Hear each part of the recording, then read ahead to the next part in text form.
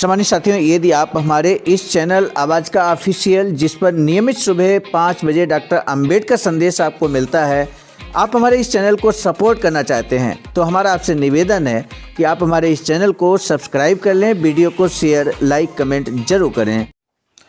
सम्मानित साथियों, नमो बुद्धाय, जय भीम। हमेशा की भांति एक बार पुनः हम लेकर उपस्थित हो चुके हैं आज का डॉक्टर अंबेडकर संदेश।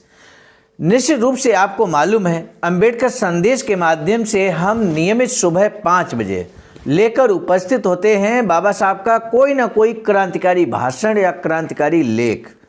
आज हम 4 जनवरी 1945 का बाबा साहब के द्वारा दिया गया ऐसा स्पीच लेकर उपस्थित हुए हैं जो निश्चित न सिर्फ आप बहुजन इतिहास जानने की कोशिश करेंगे आज के डॉक्टर अंबेडकर संदेश में, बल्कि ये भी हम आपको बताएंगे कि बाबा साहब स्वयं इस बात को कहते हैं कि उन्होंने अपना पूरा जीवन किसके लिए समर्पित किया है, देश सेवा के लिए या अस्पृश्यों की सेवा के लिए।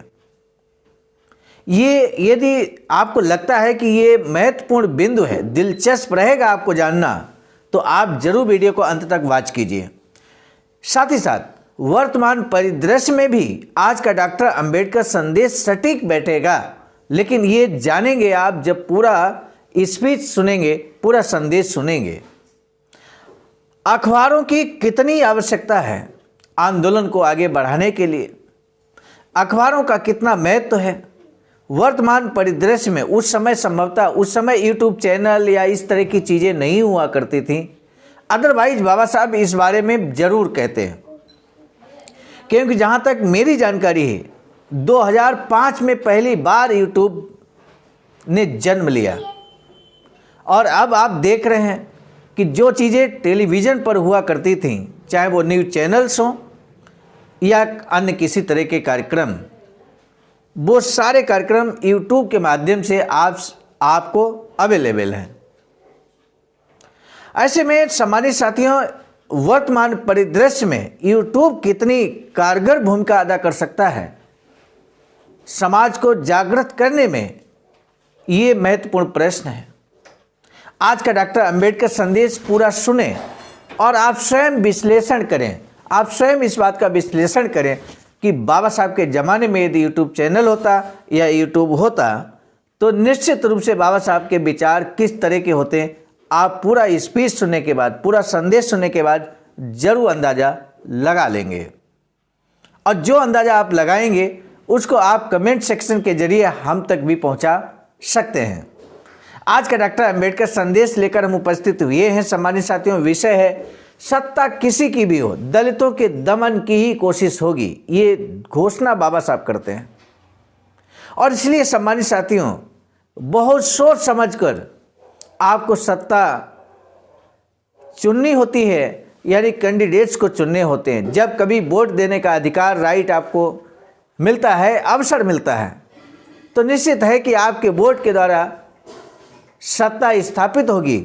और वो सत्ता कैसे स्थापित होगी, ये आपको जागरूकता का, जागरूक होने का, जागरूक नागरिक होने का परिचय देना चाहिए। आज का डॉक्टर अंबेडकर संदेश, जो कि बाबा साहब डॉक्टर अंबेडकर संपूर्ण वाङ्मय खंड 39 से पेज नंबर 423 से 424 तक लेकर हम उपस्थित हुए हैं। सम्मानित साथियों, आज का डॉक्टर अंबेडकर संदेश आपके पास अगर बाबा साहब डॉक्टर अंबेडकर संपूर्ण वाङ्मय है, खंड 39 है, तो आप भी वॉच कर सकते हैं, अवलोकन कर सकते हैं, पढ़ सकते हैं।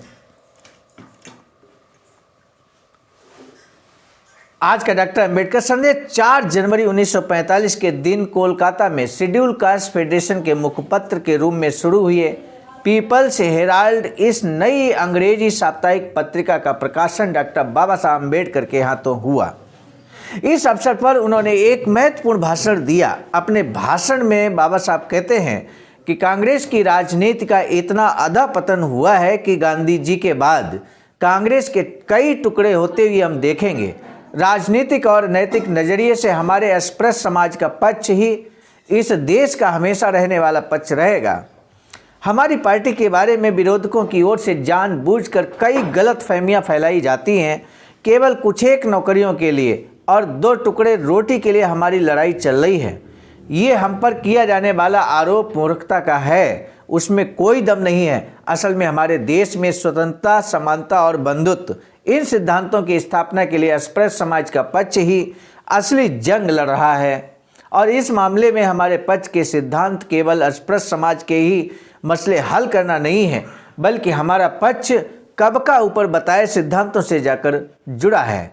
कांग्रेस राजनीति में हमें इन बातों का पूरा अभाव दिखाई देता है। देश की आज़ादी का दावा कांग्रेस करती है, लेकिन उसका ये दावा केवल ढोंग है। खालिश आज़ादी या समता के लिए कांग्रेस कभी नहीं लड़ेगी। कांग्रेस की आज़ादी में हम अपनी आज़ादी की उम्मीद नहीं पाल सकते। सामाजिक, राजनीतिक और आर्थिक समता कभी नहीं होगी। हमारे साथ बंधुभाव का बर्ताव नहीं होगा। इसीलिए कांग्रेस की इस आज़ादी की लड़ाई के व्यापक आंदोलन में हिस्सा लेने के बजाय हजारों सालों से गुलामी में कैद मेरे अस्पृश्य समाज के उद्धार के लिए मैंने अपना जीवन समर्पित किया है। देश की आज़ादी से अधिक अस्पृश्य उद्धार ही जीवन में मेरे दिल के करीब रहने वाला मसला है। हिंदुस्तान में अस्पृश्य उद्धार से उदात्त और श्रेष्ठ कोई दूसरा कार्य होगा, ऐसा मुझे नहीं लगता। मैं जिस समाज में पैदा हुआ हूँ, उस समाज की बेहतरी के लिए काम करना मेरा कर्तव्य है। पहले मैं अपने समाज का ऋण चुकाना चाहता हूँ, इसके बाद में देश का चुकाऊंगा। सामान्य साथियों, बाबा साहब के इस समर्पण को नमन कीजिए। बाबा साहब कहते हैं, मैं जिस समाज में पैदा हुआ उस समाज की बेहतरी के लिए काम करना मेरा कर्तव्य है। क्या हमें ये बात नहीं सोचनी चाहिए कि हम जिस समाज में पैदा हुए, जिस समाज में हमने जन्म लिया, हमारा पे बैक टू सोसाइटी क्या हमारा कर्तव्य नहीं है? क्या अपने समाज के जागरूक करने का, समाज को उन्नति के रास्ते पर ले जाने का हमारा आपका कर्तव्य नहीं बनता? इस बात को भी हमें समझना होगा। और निश्चित रूप से यही संदेश देना चाहते हैं बाबा साहब। आप तो बाबा साहब के सच्चे अनुयायी हैं, और सच्चे अनुयायी होने के नाते हमें बाबा साहब के पद चिन्हों पर चलने की आवश्यकता है। मेरा ये जीवित कार्य उदात्त है, और इस बारे में मुझे कोई शक नहीं। देश के लाखों करोड़ों दीन दुखियारे दमित लोगों का खून चूसकर उनकी मेहनत पर मजे करने का हिंदू लोगों का षड्यंत्र है, ऐसा अस्पृश्य हिंदुओं के बारे में कहा जा सकता है। ऐसे पूंजीपति चेलों के हाथों में देश की आज़ादी अगर जाने वाली है, तो उस आज़ादी का हमें और देश की जनता के लिए कोई मतलब नहीं है। हिंदुओं के हाथ में अगर देश की सत्ता जाए, तो ये अस्पृश्य समाज और दुखी परेशान लोगों का ज़्यादा ही दमन करने की कोशिश करेंगे, इसका मुझे पक्का यकीन है। इसलिए हमें अभी से सावधान रहना जरूरी है। इस समय हमने अगर अपना संगठन मजबूत नहीं किया, तो अमेरिका के संविधान में निग्रो लोगों का जो हाल है, ऐसा ही हाल हमारा भी होगा। इस बात पर हम में से हर एक को यकीन होना चाहिए। अमेरिका जैसे उन्नत राष्ट्र में 20वीं सदी में ही निग्रो लोगों के अधिकारों का कोई स्थान नहीं। इसका एकमात्र कारण यही है कि उनके पास एकता नहीं है, उनका संगठन नहीं है, इसीलिए उनकी ये दुर्गत है। हमें ध्यान रखना होगा कि हमारा हाल निग्रो लोगों जैसा ना हो। इसका एक ही उपाय है कि हम में से हर कोई, छोटे बड़े, महिला पुरुष, सब शेड्यूल कास्ट फेडरेशन के एक ही झंडे के नीचे संगठित हों। आपस में मिलकर अगर हम अभेद्य संगठन खड़ा करेंगे, तो अपने हकों की रक्षा कर हिंदुओं के सभी बार हम आसानी से निरस्त कर सकेंगे। आज के युग में अखबारों का स्थान बेहद महत्वपूर्ण है। अपने पक्ष के प्रचार के लिए अन्य पक्ष हजारों रुपए खर्च कर अखबार चलाते हैं। अपने राजनीतिक और नैतिक विचारों को लोगों तक पहुंचाने के लिए तथा चुने गए प्रतिनिधियों द्वारा किए गए कार्य की जानकारी देने के लिए अखबारों की आवश्यकता है। अपने आंदोलन का नजरिया लोगों तक पहुंचाने के लिए आज हमें हर प्रांत में कई अखबार चलाने की जरूरत है। इस प्रकार अस्पृश्य समाज की ओर से यहाँ से शुरू हो रही पीपल्स हेराल्ड साप्ताहिक पत्रिका हमारे विचारों को निर्भीकता से लोगों के सामने रखने का काम करेगी, इसका मुझे पूरा भरोसा है। मेरी मनोकामना है कि पीपल्स हेराल्ड की उत्तरोत्तर उन्नति हो। सामान्य साथियों, वर्तमान परिदृश्य में क्या फ्रंट मीडिया के अंतर्गत आने वाले अखबार या न्यूज़ चैनल्स, टीवी चैनल्स जो भी हैं, क्या बहुजनों की आवाज़ हैं वो, या बहुजनों पर हो रहे शोषण अत्याचार की आवाज को बुलंद करते हैं? और यदि करते हैं तो आप क्या इस बारे में विचार करते हैं? आखिर कौन सा अखबार वर्तमान परिदृश्य में जो फ्रंट मीडिया के अंतर्गत आता है बहुजनों की आवाज को उठाता है? यदि नहीं उठाता है, कोई भी अखबार नहीं उठाता है, तो ऐसे में क्या आपको भी बहुजनों का अखबार चलाने की जरूरत नहीं है? इस बारे में अपनी राय जरूर व्यक्त कीजिएगा। आज के डॉक्टर अंबेडकर संदेश में और कोई प्रश्न नहीं हम पूछेंगे आपसे। प्रश्न है लेकिन हम पूछेंगे नहीं सम्मानित साथी। बस यही विचार दीजिए कि वर्तमान परिदृश्य में बहुजनों के आंदोलन के लिए अखबार जरूरी है या नहीं है। यूट्यूब चैनल के माध्यम से, आवाज का ऑफिशियल के माध्यम से नियमित डॉक्टर अंबेडकर संदेश हम लेकर आते हैं। अंबेडकर संदेश के अंतर्गत बाबा साहब का ये स्पीच होता है या आने वाले समय में बाबा साहब के जो लेख हैं उसको भी लेकर हम आएंगे। क्या ये जन जागरण के लिए बेहद उपयोगी तरीका नहीं है? और यदि है तो आपकी प्रतिक्रिया क्या आप देना चाहते हैं? कमेंट सेक्शन में हमें आपकी प्रतिक्रिया का बेसब्री से इंतजार रहता है। आज का डॉक्टर अंबेडकर संदेश, अब हम समाप्ति की ओर आगे बढ़ रहे हैं। सम्मानित साथियों, हम आपको बता दें, बाबा साहब की अधूरी इच्छा वैचारिकी सेंटर बनाने की है और एक वैचारिकी सेंटर बाबा साहब की अधूरी इच्छा के अनुरूप ही सारनाथ, वाराणसी, राज्य उत्तर प्रदेश, देश भारत में कुछ इस तरह का निर्माणाधीन है।